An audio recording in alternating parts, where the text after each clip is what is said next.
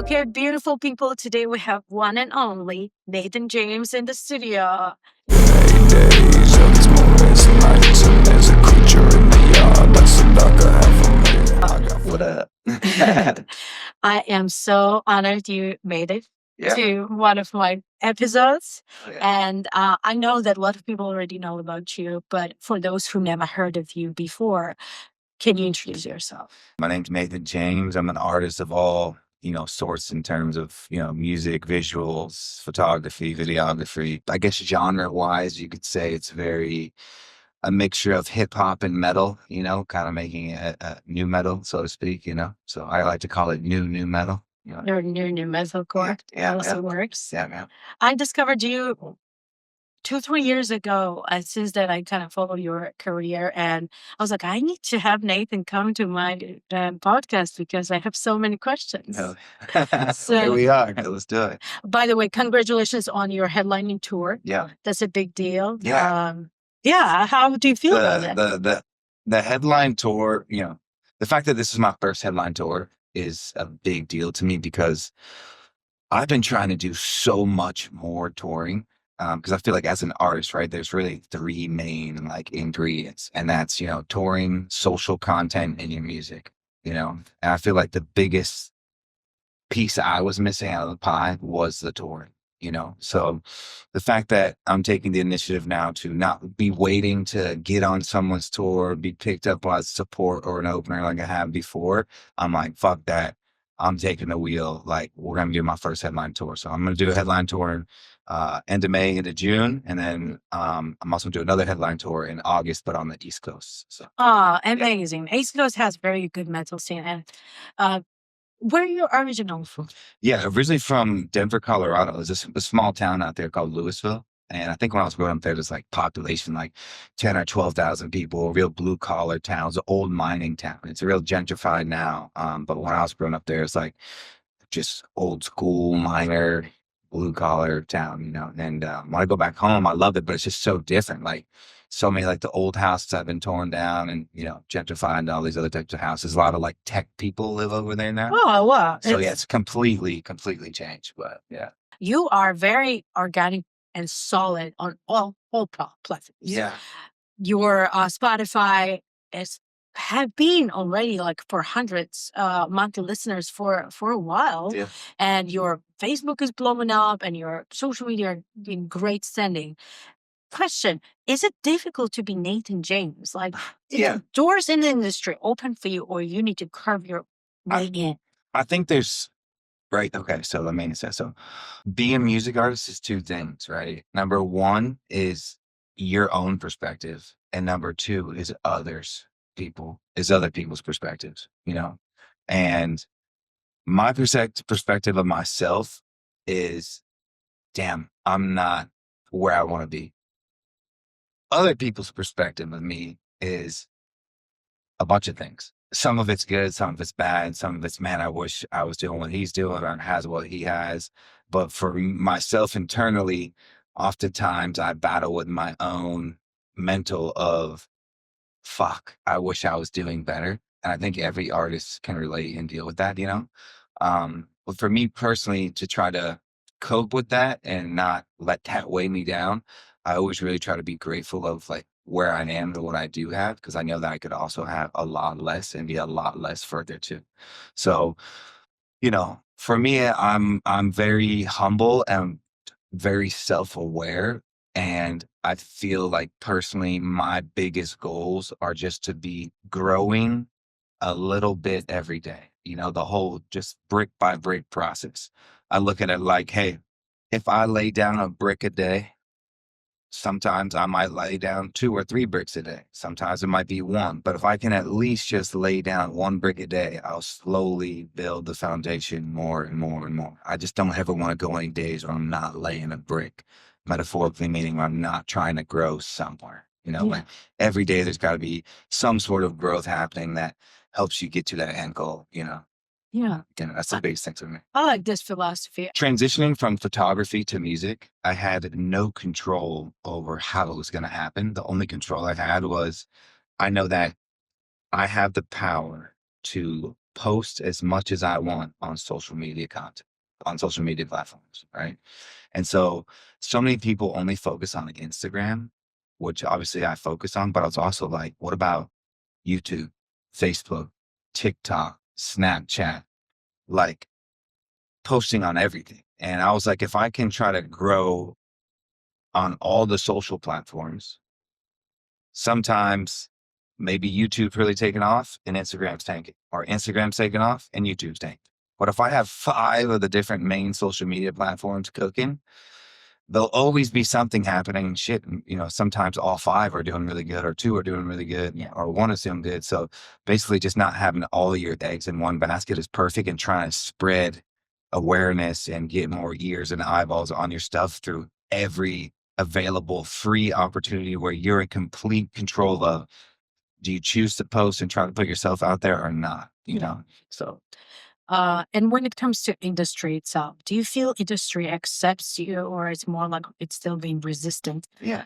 Like, how it is when you just start, Mhm. like, you need to push it through. Like, you have to get in. Industry really doesn't really want. But then magic happens, door open for you. Like, Yeah. where are you at? Yeah, Right now? I had an interesting like perspective well, transitioning from photography into music, right, was very interesting because in the photography world, I was very respected as photographer, and I knew and worked with a lot of high-end elite entertainers.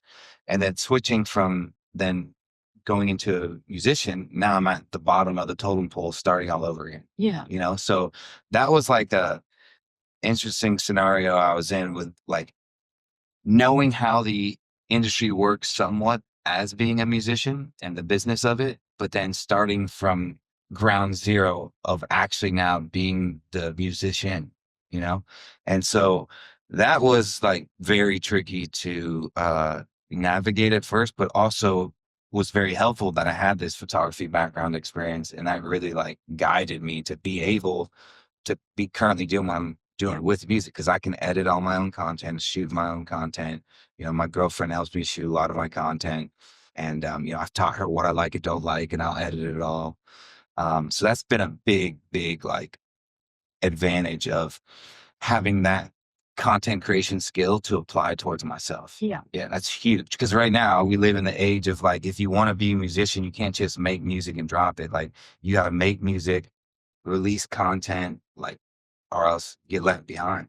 Yeah. You know? It shows. I can clearly see the quality and visuals are so strong on your like social media, Yeah. that I could clearly see, like, either there is a big production team, or you are actually good at this. Yeah. Because I myself a video producer, and even when like I was just starting, I already had quality material begin with because I know how to film it. Mm. So I was like questioning. Here's the thing: as an artist, you always know that money comes with the loss. Like, Yeah. first you work, spend, and then eventually, hopefully, money will come in. But production is pricey. Yeah. Very. So yeah, it's That's another nice. thing. Like, anywhere you can save because you have a dual skill, man, that's everything. Like, Yeah. there's some musicians out there who like, hey, I can produce, mix, and master all my music, but fuck, I don't know anything about content. And there's some who are on the other side and say, hey, like, they can't produce or mix or master, but they can do all their Yeah. content and write all their own music. So every artist has a different playing field of what skills they're good at, and applying them is definitely key to like cut down in cost, because yeah, it can be so fucking price. Totally. It's not cheap to be an artist.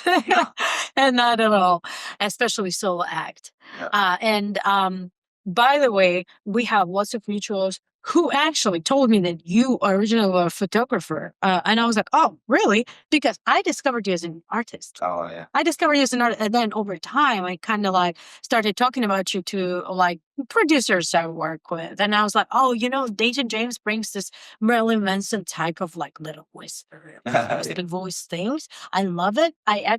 My song, Problematic, has a verses with the little raspy things. And I got an inspiration from you. Oh, hell yeah. I know that originally it came from Marilyn Manson and maybe Matt Wayne, like whatever, like Yeah. from the past. But Yeah, different metal bands back when then. I was looking for, like, I was experimenting to find my sound, I was looking up to you. And I brought you to my producer. I was like, hey, this guy has amazing verses. I feel like something what feels natural to me too. Let's try to like go to this direction. Yeah. And they were like, oh, I know Nathan James, he was a photographer. I was like, no way. Like, how? And then I remind myself, I'm a producer, a self-video producer. Like, why am I surprised? Like, people, artistic people, creatives wear several hats and they're good at this, you know? Yeah. No, that's cool. I appreciate you telling me that stuff. You know, like the first couple songs I made were horrendous. They were terrible, you know, but anyone who's trying to, you know, pursue art or music or any type of art form, like you're gonna start out not good, you know? And I think so many people limit themselves by the fear of being like, oh well, I'm not good at that, or because I didn't start when I was 10, I can't start now, you know? And the biggest thing that people got to do with that is just, you know, you can't make decisions based on fear. You know, you just got to make decisions based on passion. I've lived a lot of my life that way. I don't make any decisions off of fear. At least I try not to, you know, and I try to only make decisions off of passion. And so far that's led me into a really good direction. And it's kept me happy because I've always pursued what I wanted, not what I feel will give me a safe, steady place. As safe and steady does not equal happy for me. What equals happy is me pursuing what I love. So I'm a big believer in that. I like this idea. I myself, and that's a courage. That's a courage. I myself, I'm scared of lots of things. I'm scared of trying and pushing, doing new stuff, but I keep doing new stuff. Not because, like, I just know nobody gonna fucking come and do it for me. And nobody's coming to save you. No, that's not happening. So you either sit and be scared and make yourself comfortable and never achieve things you wanted to achieve, or you actually do. Yeah. You know, to tag on that, you know, I think a lot of artists and creators have this delusion that just one day it'll happen. Like some like you said, one day someone will just come and save the day. Like some magical moment will happen. You're gonna trip in the coffee shop on the amazing producer, and he gonna make you a star. Yeah, right. Like I think there's like this delusion sometimes, especially when artists start like, you know, that it's just gonna happen, you know. And I see a lot of artists too that don't adapt with like the modern time of, you know, 2026 and creating content and releasing music. And they've just fallen off, you know, because they didn't adapt.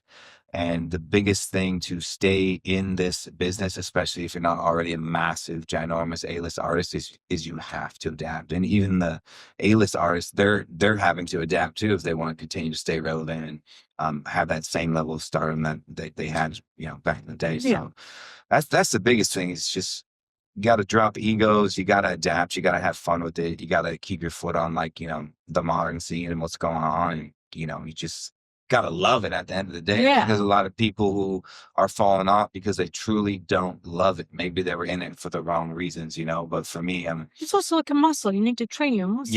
And it's okay to evolve, you know what I mean? Like there's some people who start making this type of music and they evolve to this type of music. Like that's all part of the process. You're never stuck in like, if you start here, you have to end there. You have visual part of your artistry, right? Which is very strong and recognizable. Do you feel like you are now sometimes, do you feel like pressured to keep having it? I see you lots of times you are like doing talking videos with your regular look. It's like it's so different. It's more like soft and like gentle. And then you kind of like go to your alter ego, Nathan James, like a little harsh like reality. Like how is it? Do you feel pressured to keep up with your image? You know, it's funny. So when I first started implementing into my brand, like this whole silver, like the silver hair, the silver face. At first I was like, hey, damn, does that mean because my first viral stuff was when my face was painted silver and I had the silver hair? Well, I remember that video. You had the little spikes and your hair, shorter hair. Shorter. It was a little shorter, but still silver. I was all silver. And that was like my first like viral moment of a song that I took off. And I had this contradiction of, oh shit, does that mean I have to stay this 24/7? Like anytime I post content now, do I have to be this? And for a while I went back and forth with it. And then I came to the conclusion like, hey, I have multiple different looks and styles that I like, and I don't ever have to commit to 100% to one all the time. And I can jump around between being in my normal hair or just being silver hair, no silver face, or my black hair and normal face. Like, I'm all those things, so whatever I feel like wearing or preparing for a show or short form content or a music video, I think it keeps it fresh, and it's still identifiable because I'm constantly in between both those things. And honestly, I feel like it gives more reach because you don't know me just as this one look. You know me no matter what look I'm in. Yeah, I feel you on that too because I recently found my style, and the most attractive and the most like suitable to my music, the dress with double slit, like it brings Maria Bring vibes, and that dress is like it is a thing. And sometimes I get people making art, like my listeners make art of my art, like hand drawing, or like or they are like making a little figurines as a little present and stuff like that. And I'm always dressed up that way, like whenever they're representing me in their art, I am always wearing that dress. So I realized that this is something what people actually remember about me, like shoulder up dress, spikes, double sleeve, and short hair. So this is what, and I was like, but I want to wear something else too. Yeah. What am I gonna Yeah. do? And that's okay, right? Like I'm always telling people the best brand representation of yourself is, could someone dress up as you for Halloween? Yeah. If the Right. answer is yes, you're winning. If it's no, then you're losing big time. Branding is, you just don't want to look like a normal motherfucker. Like if you're walking on the street, someone should be able to be like, oh, that's so and so. And if someone wanted to be you for Halloween, they should know, oh, I know what I need to wear. You Yeah. know? And that's a really big thing as an artist. You gotta have like that identifiable look for sure. You originally started as a photographer. Have you ever had this urge to do music before? And if you did, why you never started it earlier? That is a great question.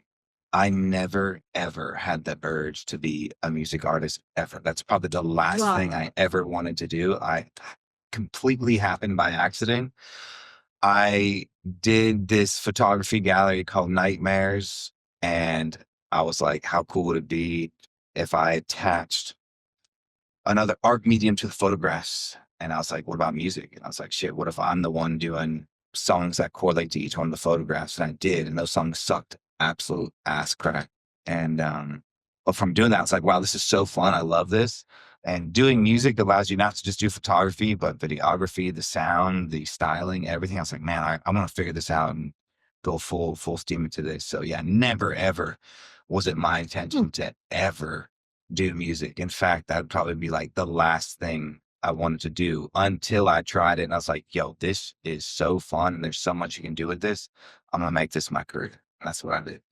I am so blown away. This is incredible. You know how many people you unlock by doing this? Like many people are scared to try new things over the years. See, this is the crazy thing. There are so many talented people out there that are stuck doing what they started, and they think that they can't ever change it and finish elsewhere. Yeah. And thank God we live in a time of all this technology and social media. It's torn down a lot of, old school Gatekeeping. rules and gatekeeping and so to speak, like laws of what can and can't happen as an entrepreneur or creative.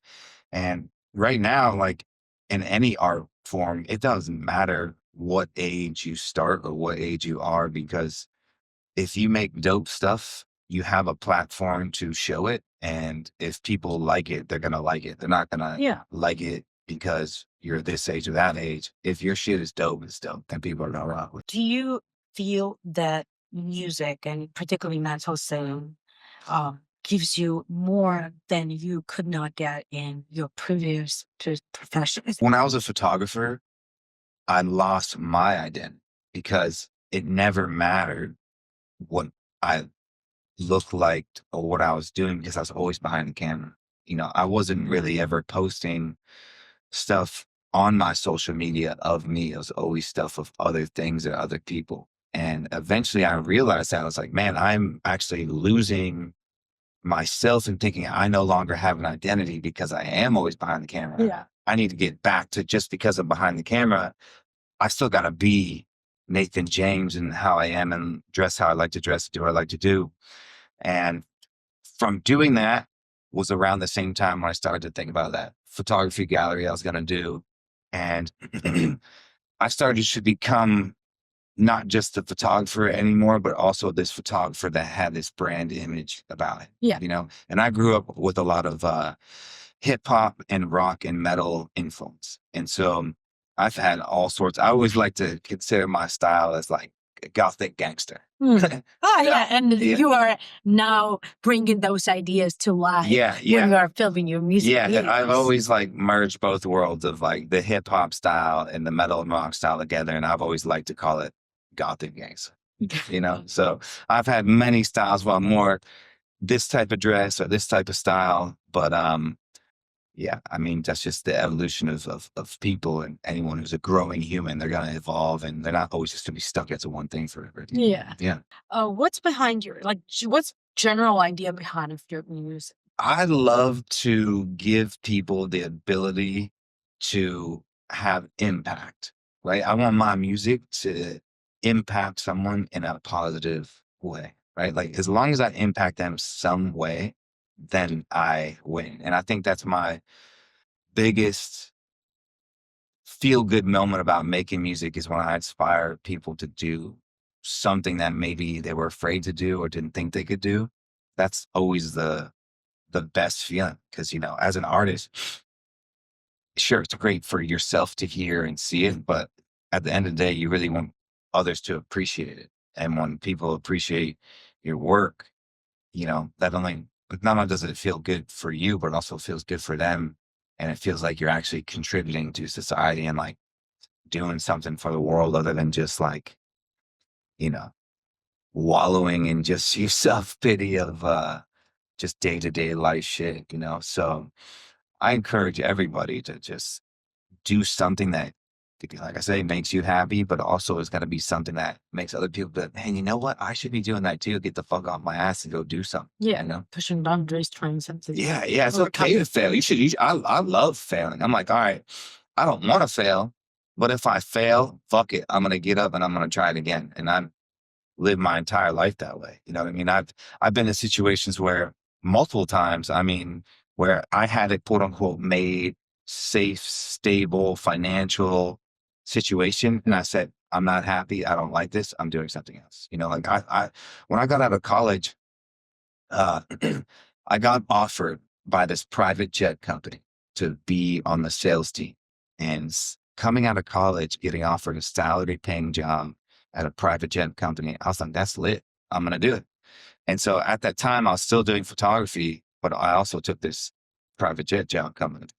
And working there, I had to go into work with a suit and tie and looked very not Nathan James. You know, I looked very corporate. And, you know, going in there, I loved it, and I led the company in sales. I became a sales representative. Like I like moved up the ladder really fast, and then all of a sudden I realized, yo, I hate this. I don't like this. But at first it was great, stable income, stable pay. I bought a house, and I was like, man, I'm balling, you know. And but I wasn't happy. And so 3 days before I was supposed to move into this house I just bought, I withdrew on the house, got my earnest money back on the home, and I said, I'm quitting this job and I'm moving to California. And that's literally what I did. I woke up on my birthday being like, what the fuck am I doing? Like, I can do whatever I want. And I'm not going to work at this private jet company for the rest of my life. And I literally just bought a house. So shit, can I get my money back? And it turned out it's like the last day I could actually get my earnest money back on the home. So I got that money back. The realtor was pissed, you know, because they're losing out on their money. They spent all that time helping me find the house. And I just packed up my car with everything I could fit in it and drove straight to California, 16 hours straight, stayed at my aunt's boyfriend's house for 6 months in a little room. I could, very nice. I could literally touch the walls like left and right. I went from a ballin' apartment in downtown Denver to buying a house to saying, fuck all this, move to LA. stayed in my, like I said, my aunt's boyfriend's house for 6 months. I was like, all right, now I got to figure out how I'm going to make this artist career work. And I just dove super heavy into being a photographer and doing all that stuff. And then I figured it out. And then, once I had built that really crazy photography career and all that crazy financial stability and income and business, I said, I don't want to do this anymore either. I'm full blow into music. I feel like I'm gonna really always stay in this music lane now. I think I've really found for myself what makes me the most happy and what I really want to be doing, and that's being a musician. Where's this urge comes from? My mom always says I'm compulsive, and I'm very compulsive. When I put my mind to something that I'm gonna do it, I'm 100% in. I'm never like, let's try it. I'm like, that's what we're doing. You know what I mean? I'm like, we're moving to another state. Fuck everything else that's here. We're gonna put all our eggs in this basket and we're gonna make that happen. And I don't know where that compulsive kind of thought and like drive comes from, to be honest. I would say, You were always this way? yeah, I was always that way. Like anytime I really liked something, I was all in. And I don't know if that has anything to do with like how my parents are, because I don't really think my parents are compulsive like that. In fact, they're very play it safe. I'd say I would not say you're compulsive. I you're goal driven. Yeah, no, I'm very goal driven, but I'm compulsive in like when I know I want something, I'm all in. And yes, I'm very goal driven for sure. And I guess very like tenacious with just I don't feel like I can lose. It's like, man, maybe that's a delusional thing, but I always feel like no matter what I try, I put my mind to, I'm gonna have some level of success to be winning enough to make it a career. Yeah. And I've done it multiple times before with like other little business things I've done in the past and with photography, now with music. So once you kind of have done it once, twice, three times, you start to be like, okay, I have the confidence of knowing I have the skill and ability and the talents to do whatever I want to do. And then once you really have that going, if you get that little confidence behind you, I feel like just the possibilities are endless of like what it is you want to do in this world, in this life. Yeah. How do you write songs? Like how? Yeah. What's your thing? Yeah, my songwriting process is I usually always keep notes in my phone. That's where it first starts. Like the first ingredient is I have a word, a sentence, an idea, and I write it in my phone. I have a folder called lyric ideas. I'll just jot them down there. Yeah. And then when I go to actually write a song, I'll start with making the instrumental. And Can you do production? I don't raw produce. I For always demos? yeah, like for demos, stuff like that. I might like pull up a riff or rip something. I already have an idea in my head of what I want, and me and the producer that I'm working with will put something together. Yeah. You know what I mean? And then once the instrumental vibe is there, I always try to have this instrumental feel like a movie or a story. Cinematic. Yeah, I love the cinematic Storytelling. kind of instrumental, like it could take you for a ride. Then once that's there, I like to start just looking at what's in my notes of things I've written. And when something pops out, I'm like, boom, that. And sometimes it's just a word or it's a sentence, and that one word will help create and write the entire song. And I get influence from stuff of I watch a lot of movies. So I hear a word in a movie, I see a scene in a movie, a sentence, I'm walking down the street, I'm having a conversation with someone said something, like, oh, that's interesting, I'll write it down. So my songs literally come from just real life stuff. And then I'll take that and You take the inspiration. yeah. And then I'll make it into something that's either happened in my life or something that's relatable in my life Yeah. or, something that's going on or whatever. And I bring it to light. And that's really the whole songwriting process. You know what I mean? And I like to get it all written first and then track vocals.